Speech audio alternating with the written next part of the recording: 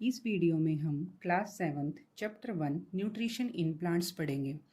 Nutrients carbohydrate, protein, fat, vitamins and minerals are component of food. These component of food are called nutrients. हमारे food के कुछ main components होते हैं जैसे carbohydrate, proteins, fats, vitamins and minerals.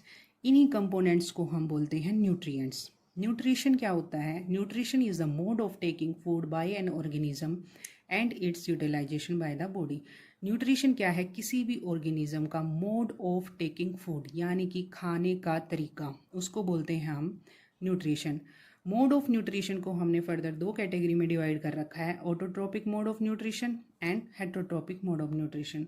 Heterotrophic को further तीन category में divide कर रखा है, सेप्रोफिटिक, पैरासिटिक और होलोजोइक। सबसे पहले हम पढ़ेंगे autotrophic. The mode of nutrition in which organism makes food themselves from simple substance is called autotrophic nutrition. Plants are called autotrophs. सबसे पहले आप ऑटोट्रोप्स का मतलब समझो। ऑटो मीन्स सेल्फ और ट्रोप्स मतलब नरिशमेंट या न्यूट्रिशन। ऐसे ऑर्गेनिज्म जो अपना न्यूट्रिशन खुद प्रिपेयर करते हैं, या आप कह सकते हैं अपना खाना खुद प्रिपेयर करते हैं, उनको बोलते हैं हम ऑटोट्रोप्स। और ऐसे न्यूट्रिशन को बोलेंगे ऑटोट्रोपिक। और इसका एग्जाम्पल क्या है? प्लांट्स। प्लांट्स जो है अपने खाने के लिए किसी भी दूसरे ऑर्गेनिज्म पे डिपेंड नहीं रहते, इसलिए हम उनको ऑटोट्रोप्स बोलते हैं। अब ये जो प्रोसेस है खाना बनाने का प्लांट्स के अंदर, वो कैसे होता है वो देखते हैं। Food making process in plants. Green plants make their own food using sunlight, water and carbon dioxide and this process is called photosynthesis. अब क्या करते हैं प्लांट? हम सबको पता है किसी भी चीज़ को बनाने के लिए हमें कुछ रॉ मटेरियल की ज़रूरत होती है। इसी तरीके से प्लांट्स को भी कुछ रॉ मटेरियल चाहिए अपना फूड प्रिपेयर करने के लिए, और वो क्या होता है? Sunlight, water, carbon dioxide. अब जो ये सारा प्रोसेस होता है जिससे वो प्लांट्स अपना खाना बनाते हैं, उसी प्रोसेस को हम फोटोसिंथेसिस बोलते हैं। अब कैसे होता है ये देखो।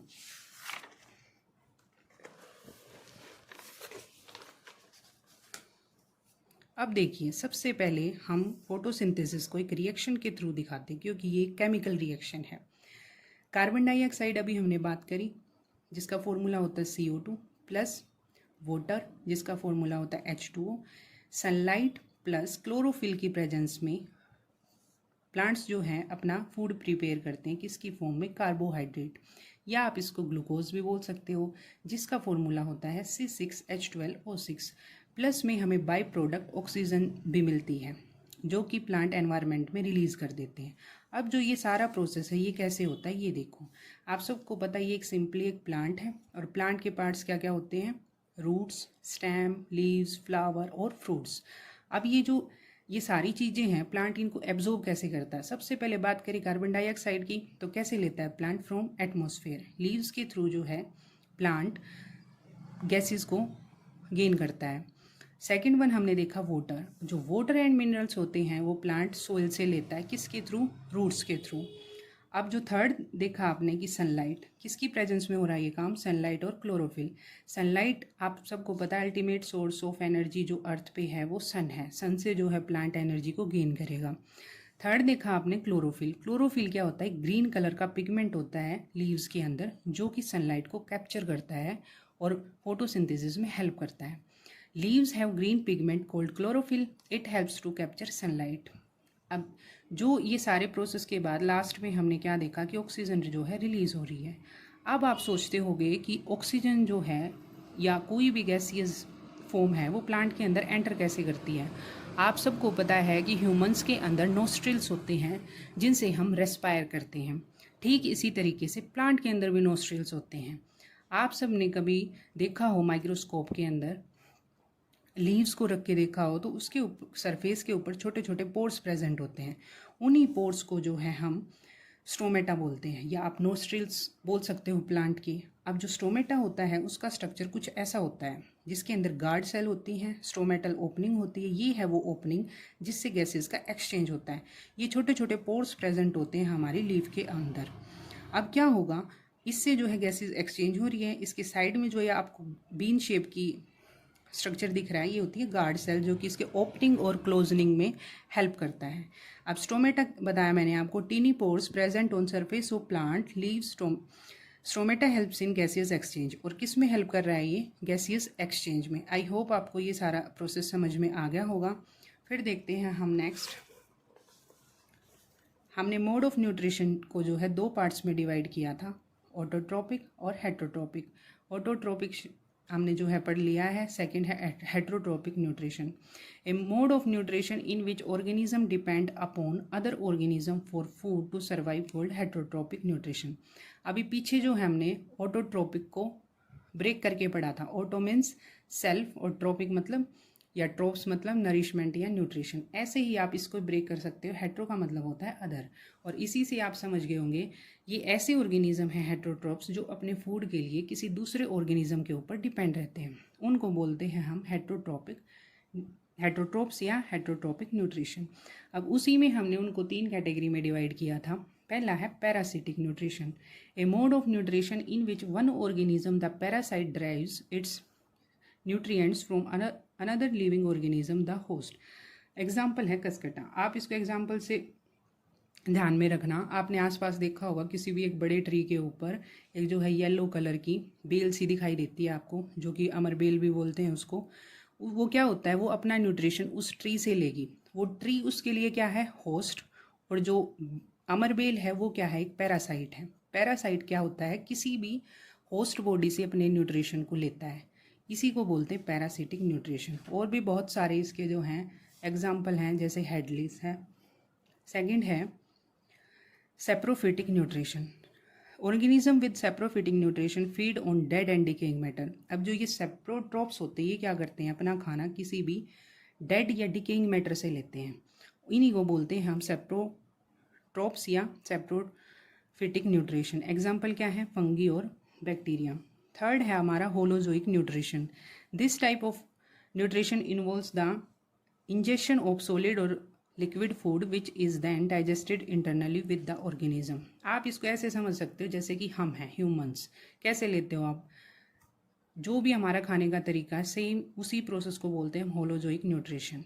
ठीक है, एग्जाम्पल है ह्यूमन और अमीबा। अमीबा में क्योंकि वो यूनिसेलुलर है तो सिंपल जो है वो अपने सॉलिड या लिक्विड फॉर्म में लेके उसको डाइजेस्ट करके और एक्सक्रीट आउट कर देते हैं। ठीक है, अब बात आती है एक मेन इम्पोर्टेंट जो छोटा सा टॉपिक है, सिम्बायोसिस। सिम्बायोसिस क्या होता है, some organism live together and share both shelter and nutrients, this relationship is called symbiosis. इसमें क्या होता है, कोई 2 डिफरेंट ऑर्गेनिज्म अपने शेल्टर को और फूड को जो है शेयर करते हैं, इसी को बोलते हैं हम सिम्बायोसिस।